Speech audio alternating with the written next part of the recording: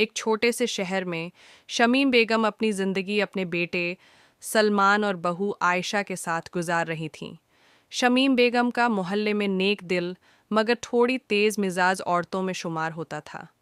वह चाहती थीं कि घर में हर काम उनकी मर्जी से हो, चाहे वह खाने का मेनू हो या सोफे के गिलाफ का रंग। आयशा एक पढ़ी लिखी, समझदार लेकिन थोड़ी संवेदनशील स्वभाव की लड़की थी। शादी के बाद वह अपने नए घर में ढलने की पूरी कोशिश कर रही थी, मगर सास की हर वक्त की आलोचना उसके हौसले को तोड़ रही थी। एक दिन सुबह नाश्ते पर शमीम बेगम ने गुस्से से कहा, यह परात कहाँ रख दी तुमने? पहले ही कहा था कि हर चीज अपनी जगह पर रहनी चाहिए। आयशा ने नरमी से जवाब दिया, अम्मी जान, सफाई करते समय गलती से जगह बदल गई, अभी वापस रख देती हूँ। मगर शमीम बेगम ने नाक भौं चढ़ाते हुए कहा, आजकल की लड़कियां न घर संभाल सकती हैं न शौहर। आयशा का दिल भर आया, मगर वह चुप रही।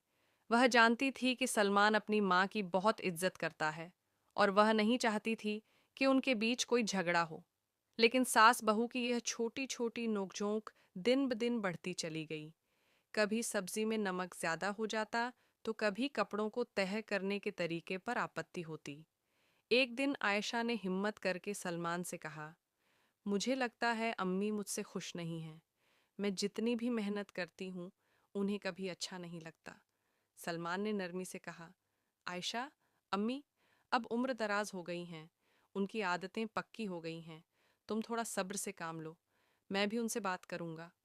अगले दिन शाम को सलमान ने अम्मी से प्यार से कहा, अम्मी जान, आयशा भी आपकी बेटी जैसी है, अगर कभी कोई गलती हो भी जाए तो प्यार से समझा दिया करें। शमीम बेगम ने गहरी सांस ली और कहा, बेटा, मैं तो चाहती हूँ कि मेरा घर सबसे बेहतरीन तरीके से चले। मैं आयशा को अपनी बेटी की तरह देखती हूँ, मगर कभी कभी जुबान पर काबू नहीं रहता। उसी रात शमीम बेगम ने पहली बार आयशा के हाथ की बनी खीर की तारीफ की। आयशा के चेहरे पर खुशी की लहर दौड़ गई। वह मन ही मन सोचने लगी, शायद मेरी मेहनत रंग ला रही है। समय के साथ दोनों के बीच एक खामोश समझौता होने लगा। आयशा ने सीख लिया कि शमीम बेगम को कैसे खुश रखना है, और शमीम बेगम ने भी अपने दिल की कठोरता को थोड़ा नरम कर लिया। वह समझ गई थी कि बहू को बेटी बनने में समय लगता है। अब सुबह के नाश्ते पर जब आयशा चाय लाती, शमीम बेगम मुस्कुराकर कहती, आज तो चाय में तुम्हारा खास प्यार है। आयशा भी हंसकर जवाब देती, आपकी दुआएं हैं अम्मी जान। इस तरह सास बहू की यह कहानी लड़ाई झगड़े से होते हुए मोहब्बत और समझदारी तक पहुंच गई, जहां दोनों ने एक दूसरे को समझना सीख लिया। क्योंकि आखिर में रिश्ते जीतते हैं, अहंकार नहीं।